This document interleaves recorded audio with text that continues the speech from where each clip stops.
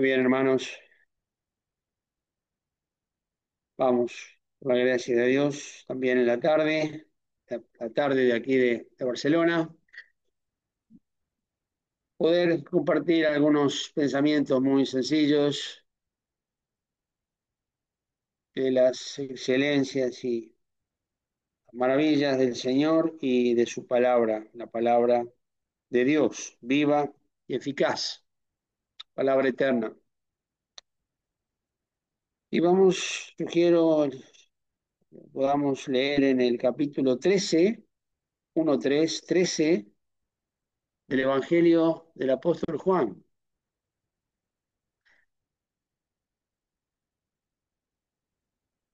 Como es un poquito extenso, vamos solamente a tomar algunos versículos, pero a leerlo en tres etapas, pues son tres episodios distintos dentro del mismo relato. Y comenzaremos en el verso 1, es aquel episodio donde el Señor lava los pies de los discípulos y otras cosas más, obviamente, pero que vamos a ir tomándolo por partes.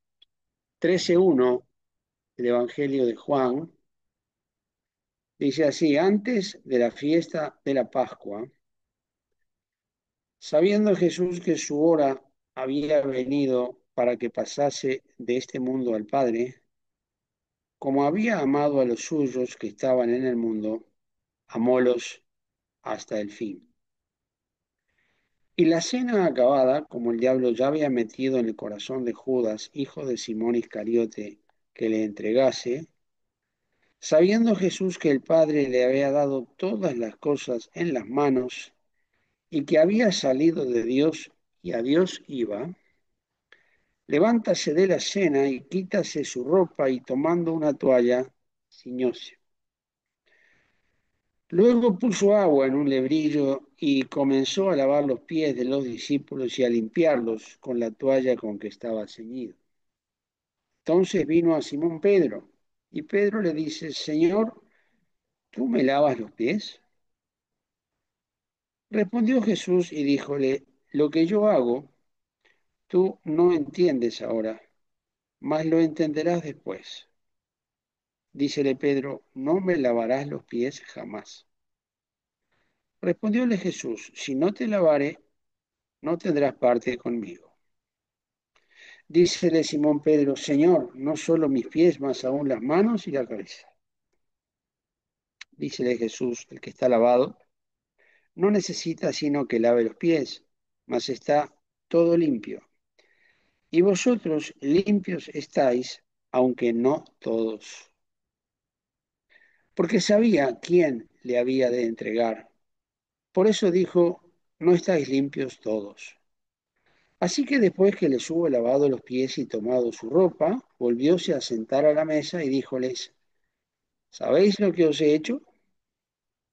Vosotros me llamáis maestro y señor y decís bien, porque lo sois.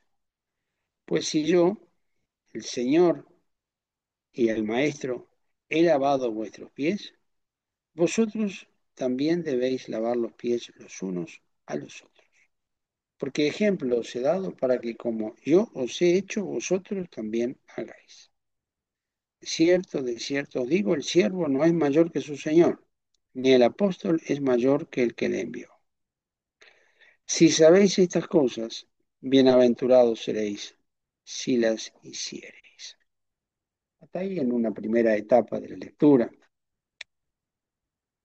De esto que lo conocemos, lo hemos leído muchas veces, lo leeremos, sabe Dios cuántas veces más, es palabra eterna e inagotable, pero dentro de todo este contexto de lo que el Señor hizo y enseñó, en ese orden, el Señor hacía y enseñaba. No que primero enseñaba y después hacía, sino que Él hacía y lo que hacía tenía la aplicación de la enseñanza práctica de los hechos que había llevado a cabo. Y dentro de todo este capítulo, que es muy extenso y es una maravilla en cuanto a el accionar de Dios, lo que Dios hace en la persona del Señor Jesús, que es Dios, el Verbo que fue hecho carne y habitó entre nosotros.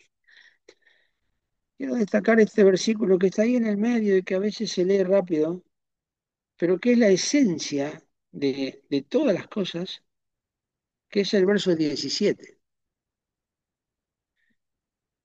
Luego de haber enseñado, dice, si sabéis estas cosas, bienaventurados seréis si las hiciereis.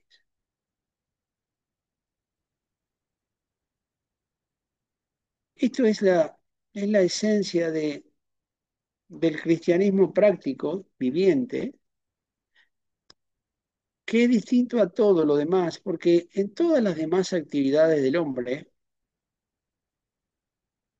el hombre se goza, se gloría, se queda muy contento de todo lo que ha oído o aprendido. Por eso los hombres tienen muchas actividades de enseñanza y conferencias y seminarios y retiros espirituales y retiros seculares, ¿eh? Porque también los científicos se retiran para tratar sus ponencias, tratar sus tesis, presentar aquellas cosas que son la última palabra del laboratorio, presentar medicación para determinadas enfermedades, las virtudes de la medicación, las virtudes de los beneficios.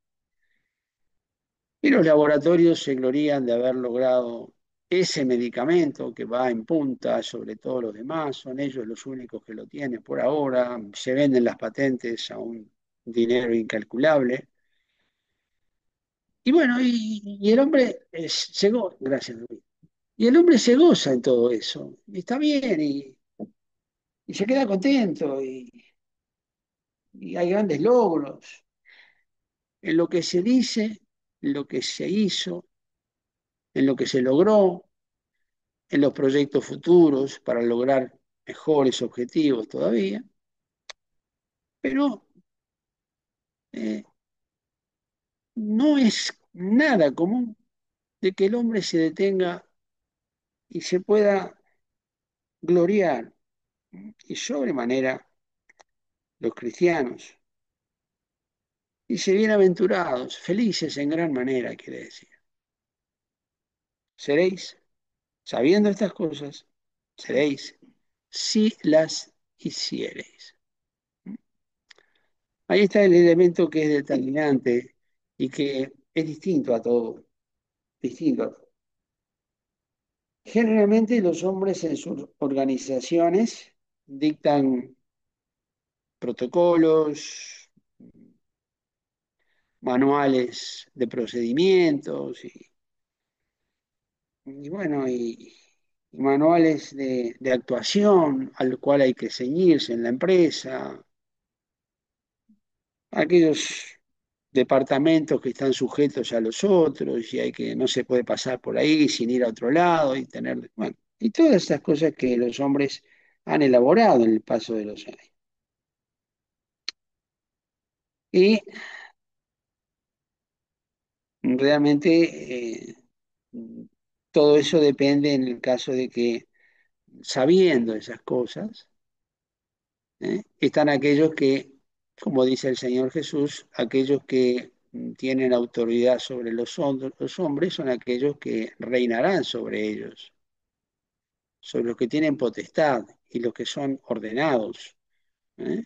Los que son mandados para hacer algo o para no hacer algo.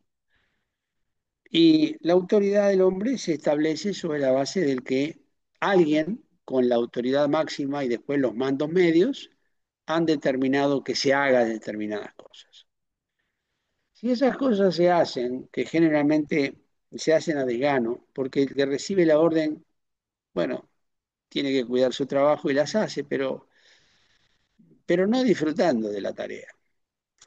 Y el que da la orden se goza porque se siente con poder sobre aquel que da la orden y es el que dio la orden y se va a hacer lo que él dice. porque está dentro de su escala jerárquica como primero. Acá no, acá no. Acá la bienaventuranza viene sobre el hacer, lo que se sabe. Y por eso esto es distinto a todos, hermano. Por eso es distinto absolutamente a todos los esquemas que los hombres han desarrollado en el paso de los siglos. Y lo primero que es distinto a todo es que el Señor de todos es el que sirve a todos. Y que también dijo el Señor que Él no había venido para ser servido, sino para servir y dar su vida en precio de rescate por todos. Se está viviendo determinado momento antes de la fiesta de la Pascua. El Señor ya sabía que el corazón de Judas ya estaba lleno con esa idea de entregarlo. Satanás había metido en el corazón de Judas que le entregase. Están en la cena, no es esta la cena del Señor, esta es la comida de la Pascua. Y se levanta de la cena, así que interrumpe la cena, así lo determina hacer. Alguien diría, lo podía haber hecho antes de empezar la cena. Al final, no. Dice acá, en el verso 4 se levanta de la cena el Señor. Se levanta, o por la mitad de la cena se levanta. Y todos imagino que van mirando, ¿qué va a hacer?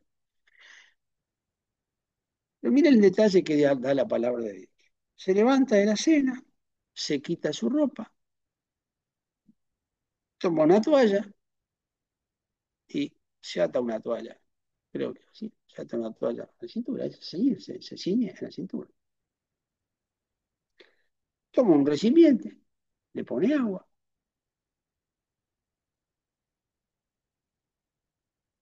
comienza a lavar los pies de los discípulos, a limpiarlos con la toalla, hasta que llega a Pedro, que estaba también en el grupo. Llega a Pedro y Pedro le dice, Señor, ¿tú me lavas los pies? Como diciendo. La pregunta de Pedro es coherente, es normal. Dice, Señor, ¿tú me vas a lavar los pies a mí? ¿Qué es esto?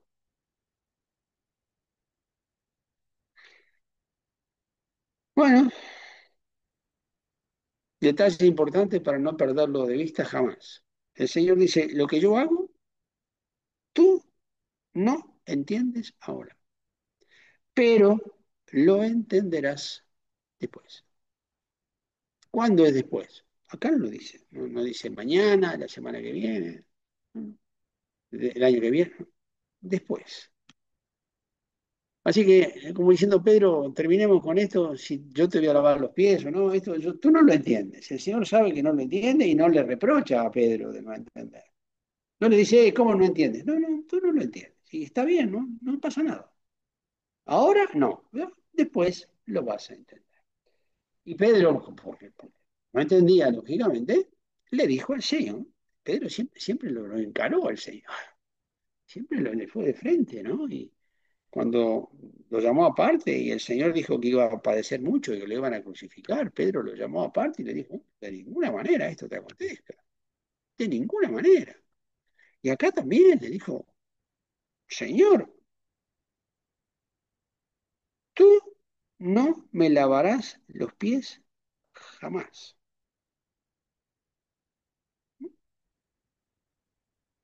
En el verso 8. Pedro dice, no me lavarás los pies jamás. Es decir, que olvídate de esto de lavar los pies, por lo menos a mí. A mí no me lo vas a lavar jamás. Tenía coraje, Pedro, ¿no? De enfrentarlo al Señor así. Usted me lava los pies, no, a mí no me lava los pies. A mí no. Y bueno, y el Señor dio la posibilidad de decir, sí, yo no te lavo. Bueno, no te lavo, pero no tendrás parte conmigo. Es decir, no tendremos más nada que ver tú y yo. Si no te lavo los pies, no tendrás parte conmigo. Quedarás fuera de todo lo mío. Y Pedro, claro, también como era impulsivo, ya dijo, el Señor dijo, lavarte los pies. Y después ya Pedro quería, no solamente los pies, sino las manos y la cabeza quería que le lavara también. Cuando entendió, no tendrás parte, Pedro ya quería ir más de lo que el Señor decía. A veces nos pasa eso, ¿no? Parece que lo que el Señor pide es poco y nosotros queremos hacer más. Como que el Señor se quedó corto. Y acá Pedro dijo, no, los pies, no, las manos y la cabeza también lávame. Bueno, dentro de todas estas cosas, hermanos, y te quiero mostrar también la otra evidencia de que el Señor Jesucristo es Dios. Y es que, dice el verso 11, él sabía a quién le había de entregar. Por eso dijo, no estáis limpios todos. Estaba Judas ahí. No estáis limpios todos. En el verso 10 dice, el que está lavado no necesita sino que lave los pies, mas está todo limpio. Y vosotros limpios estáis, aunque no todos, dice el verso 10.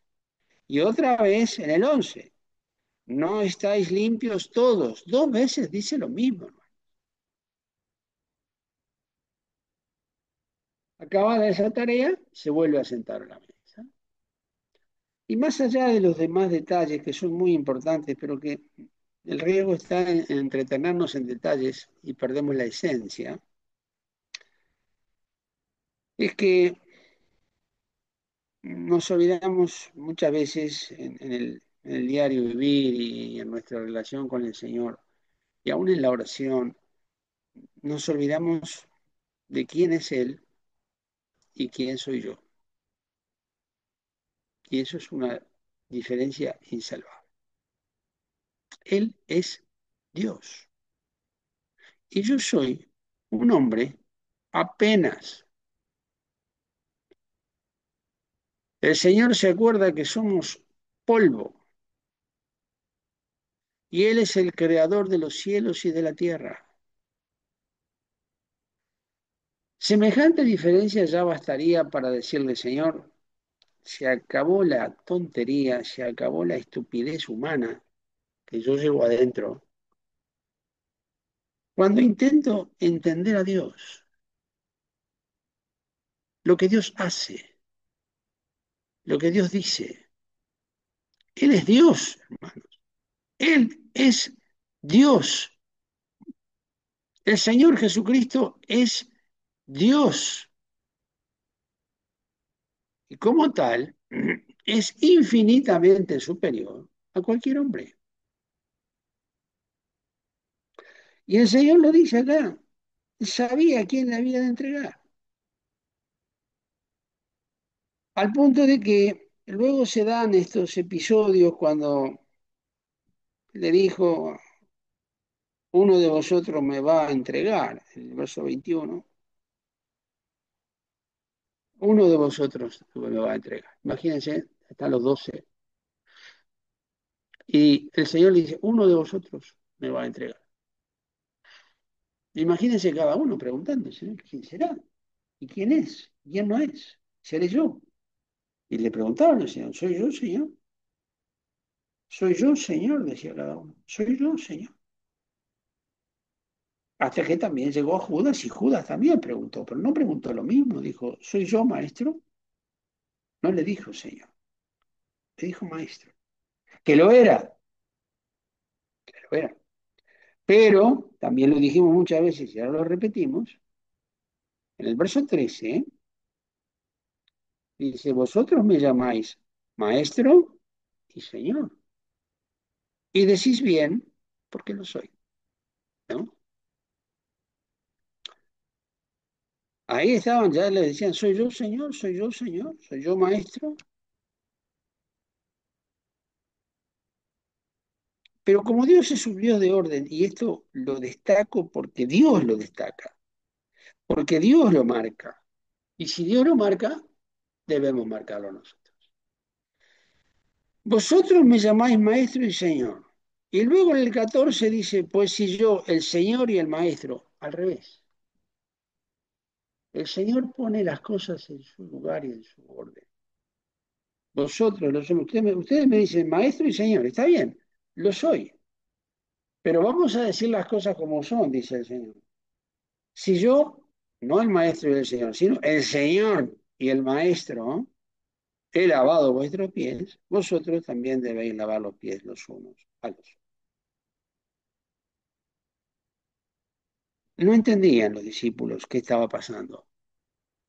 Era un momento muy, muy, muy especial, porque Juan, que estaba recostado en el pecho del Señor, Pedro, verso 24, le hizo señas a Juan, sí, para que preguntase quién era el que, de quién decía eso que lo iba a entregar.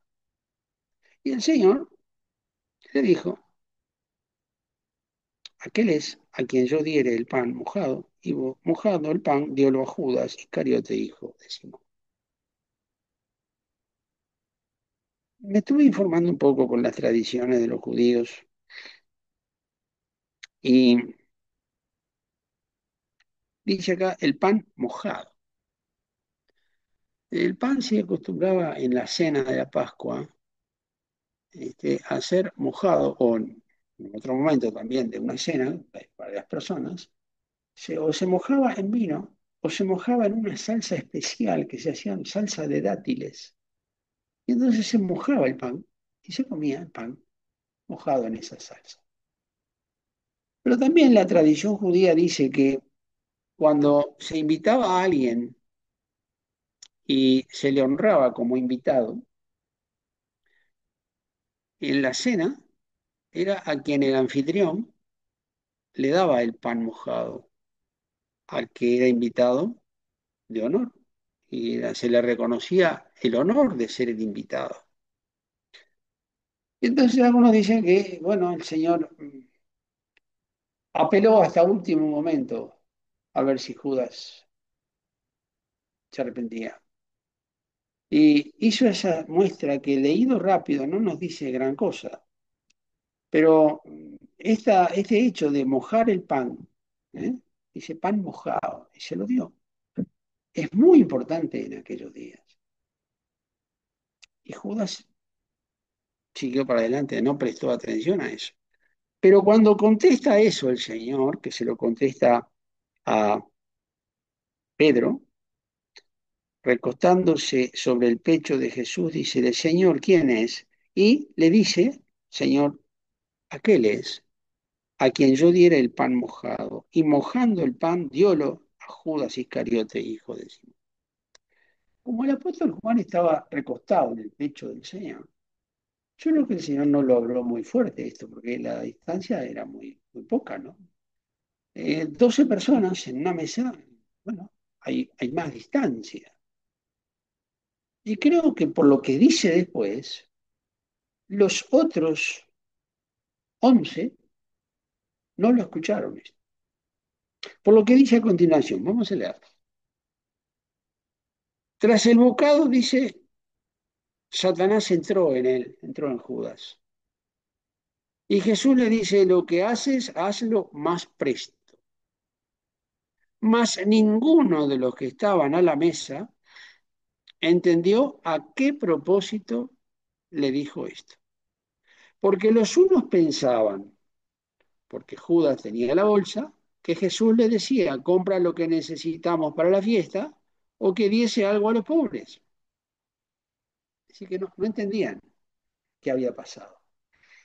Cuando el Señor le dijo lo que hace, ya es lo más presto, está no incitándolo al pecado, sino diríamos como algo bueno, ya que lo vas a hacer y esto no tiene vuelta, porque también el Señor conocía el corazón de Judas, bueno, si lo vas a hacer, hazlo presto, entrégame lo antes posible. Y salió Judas a hacer la transacción de las 30 piezas de plata para entregar al Señor Jesús. Pero no entendieron los demás. ¿eh? Ninguno de los que estaban en la mesa entendió, dice, a qué propósito le dijo esto el Señor. No todo lo que el Señor dice se entiende. Y no todo lo que el Señor dice a alguien tenemos que entenderlo todos. No necesariamente, porque aquí no fue así. Porque el Señor Cuando pregunta el apóstol Juan, Señor, ¿quién es este que te va a entregar? Y el Señor le dijo, bueno, es aquel al que yo le dé el pan mojado. Y se lo dio. Y tras el bocado, dice que entró Satanás. Satanás había puesto en el corazón de Judas que lo entregara al Señor. Y tras el bocado, qué misterio, entró Satanás, fue poseído de Satanás, Judas. Y el Señor le dijo, lo que vas a hacer, hazlo rápido. El Señor sabía lo que iba a hacer Judas. Y Judas sabía lo que iba a hacer. Los demás no entendían nada de lo que estaba pasando. Porque dice que no entendieron. Y cuando el Señor le dijo, lo que vas a hacer, hazlo presto, uno decía, bueno, como Judas es el que tiene la bolsa, será que vaya y compre las cosas para la fiesta, para la Pascua. O que le dé algo a los pobres, porque era Judas el que manejaba el dinero del grupo. No, ninguna de esas cosas. No, nada de eso. El Señor y Judas entendían de qué estaban hablando. Y Judas entendió y salió y fue a los príncipes de los sacerdotes, a los fariseos, a negociar el precio de la entrega y le dieron 30 monedas de plata, 30 piezas de plata, que era el precio de un esclavo, para que entregara al Señor Jesús. Ah, sí, Judas al Señor Jesús. Pero lo que quiero destacar acá es que los demás no entendieron. Y no es ningún pecado, ni el Señor se los reprocha. Dice, ¿cómo no entendieron? No, no, no entendieron. Porque lo que se estaba tratando era algo que no era para todo el grupo. En ese momento. No era para todo el grupo. Y aparte, cuando el Señor sabía a quién le había de entregar, dice, vosotros estáis limpios, pero no estáis limpios todos, porque sabía que Judas, ¿eh?, era el que le iba a entregar. ¿Qué quiero destacar, hermanos? ¿Qué es lo que me conmueve en este asunto? Es que siendo el Señor, teniendo una capacidad de enseñar como nadie, sabiendo todas las cosas, conoce los pensamientos, conoce las intenciones, conoce los hechos pasados, presentes, futuros, conoce los hechos que nadie vio y él los vio, los que se hicieron a gran distancia y los que se hicieron al lado, lo que se hicieron ahora y lo que se hicieron en el siglo pasado. Conoce todo. No hace ningún esfuerzo para que todos entiendan. No. Y a Pedro le dijo, no lo entiendes ahora, lo vas a entender después. Lo vas a entender después. Porque también Pedro tiene que vivir la experiencia amarguísima, no de entregar al Señor Jesús, pero sí de negarlo. Y ahí Pedro entendió lo que era el dolor de ese hecho. Y lo demás no, pero la misericordia de Dios, misericordia del Señor, porque frente a este acontecimiento que todos calificaríamos de tristísimo, que lo es, lo vendió por el precio de un esclavo, 30 piezas de plata. Y cuando se dio lo que había hecho, fue al templo y dijo, entregué sangre inocente y tiró las monedas de plata al templo en la desesperación de lo que había hecho. Y los miserables de los sacerdotes y los religiosos de aquellos días le dijeron, viéraslo tú, si te hubieras dado cuenta tú. Y lo dejaron a Judas en la desesperación que este hombre va y se ahorca. Judas fue y se ahorcó. Tremendo, el Señor lo sabe también eso, lo sabe. Y se tenía que cumplir la escritura de lo que iba a ser el hijo de perdición. Pero lo que quiero destacar también, hermanos, es que cuando el verso 30 dice, como él pues hubo tomado el bocado, dice que el 27 dice, tras el bocado, Satanás entró en él. En el 30 dice, como él pues hubo tomado el bocado, luego salió, toma el bocado del pan mojado y salió.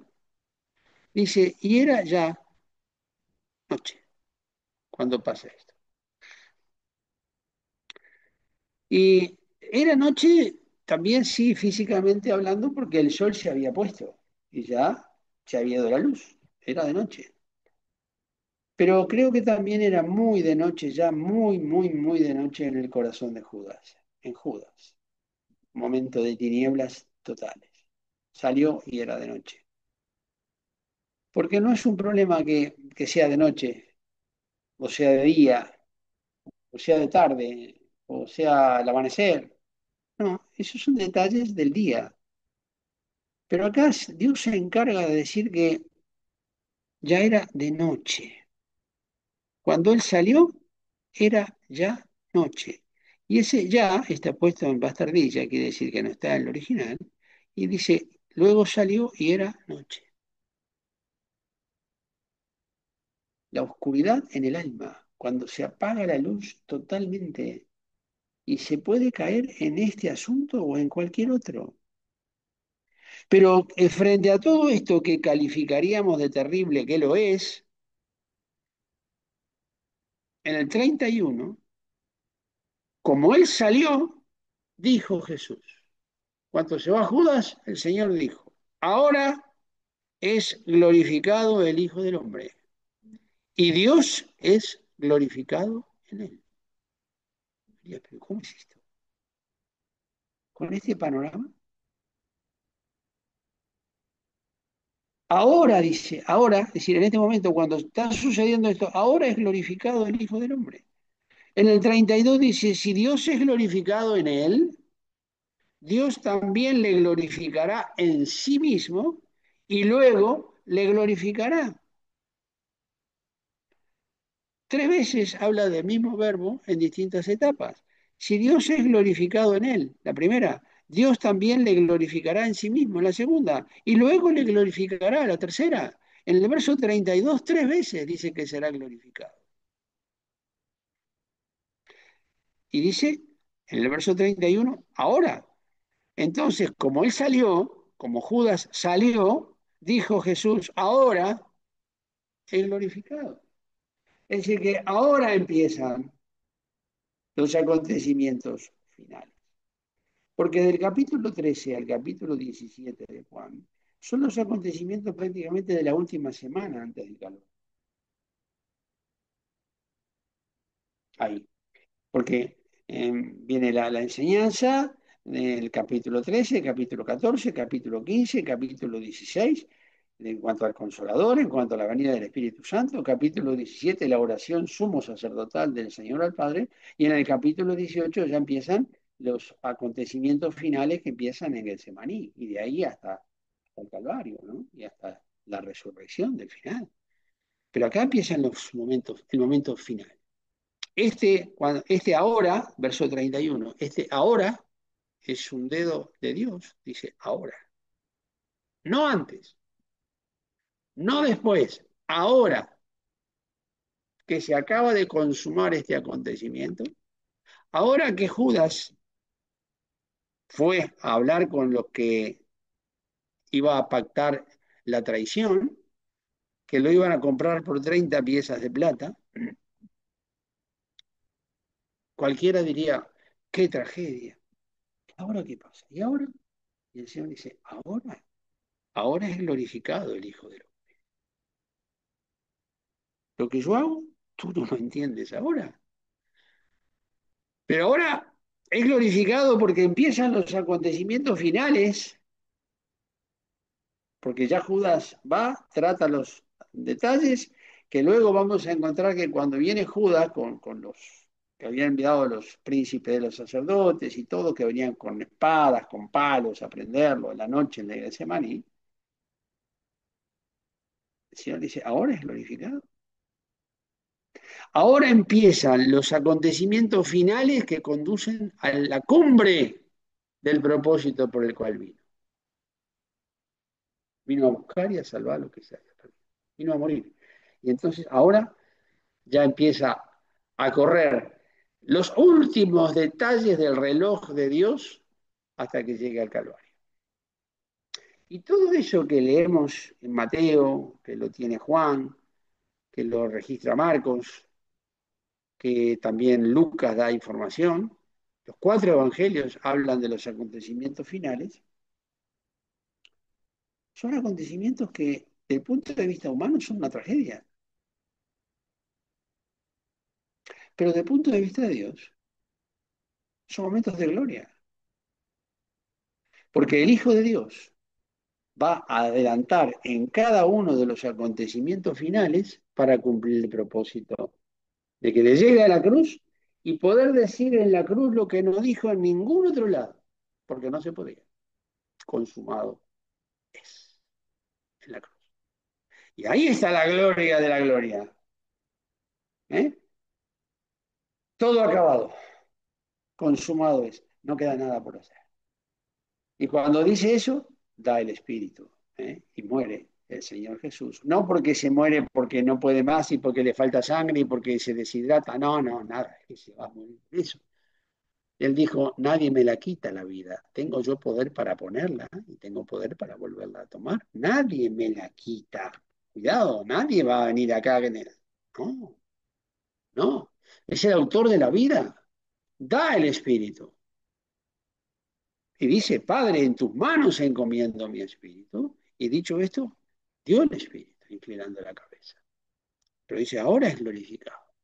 Y es glorificado ahora, cuando sucede esto, es glorificado en todos los acontecimientos que lo van a llevar al Getsemaní, es glorificado en toda la tragedia de Getsemaní, es glorificado en toda aquella noche que lo golpearon toda la noche hasta la mañana, que después de los golpes de toda una noche, después de desangrarse toda una noche con golpes, le ponen una cruz encima y dice, bueno, vamos al Calvario, y va al Calvario y no puede con la cruz y aparece Simón Cireneo y lo ayuda. Y alguien diría, qué barbaridad, no, no, no, qué gloria,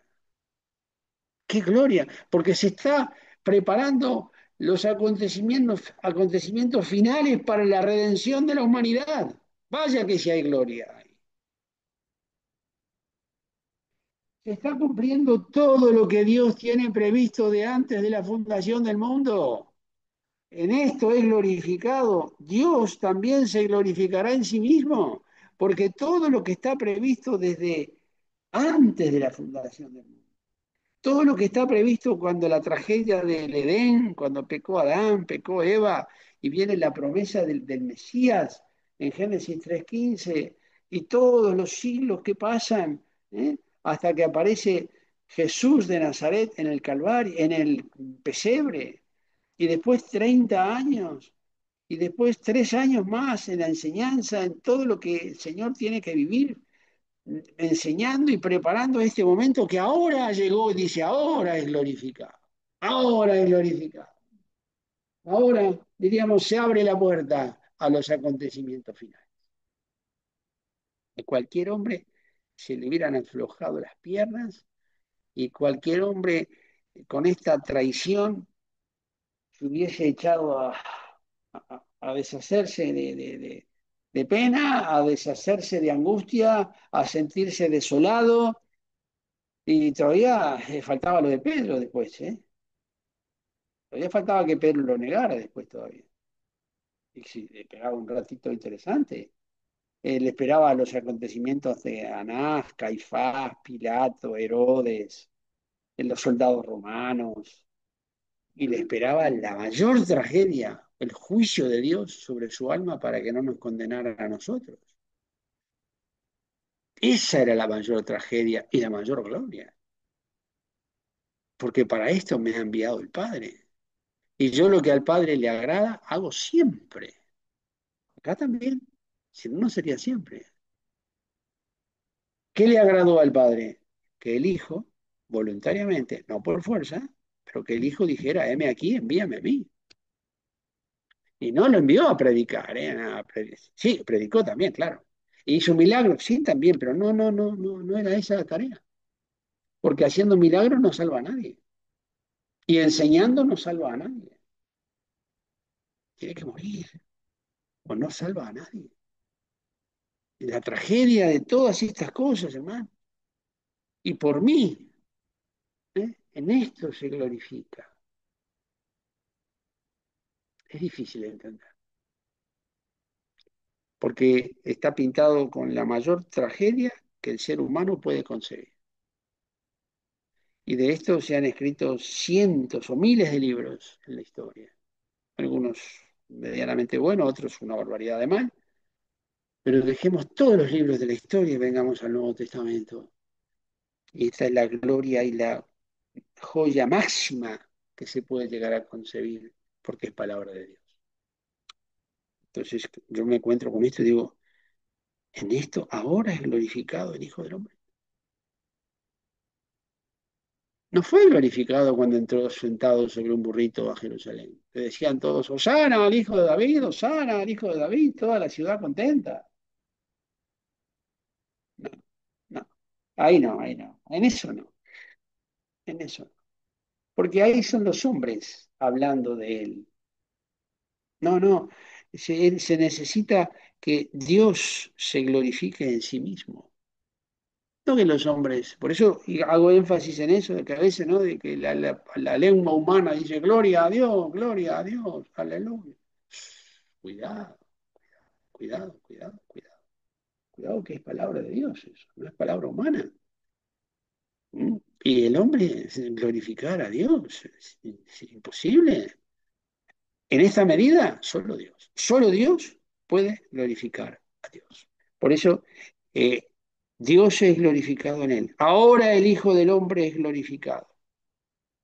Terminamos con el verso 31, hermanos, leámoslo otra vez. Hay una reciprocidad ahí. Entonces, como salió Judas, como él salió, dijo Jesús, ahora es glorificado el Hijo del Hombre. Y Dios es glorificado en él.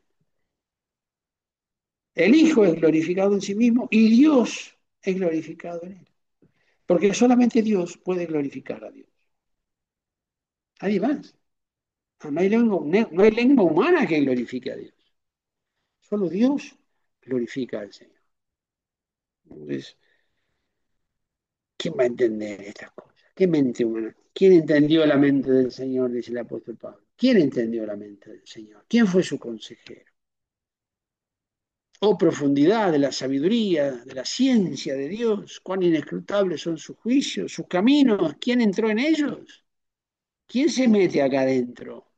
¿Y qué lengua humana diría que es glorificado? No, dirían qué barbaridad, qué tragedia, y ahora qué paz. No, no. Glorificado. Quiere decir, ahora el Hijo del Hombre se carga de gloria,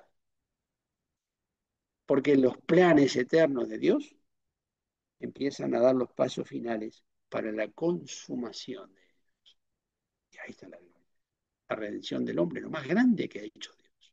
Mucho más grande que la creación de los cielos y de la tierra. Hacerme a mí un hijo de Dios. Sí, es un milagro que no tiene forma de explicarse. Redimir a la humanidad.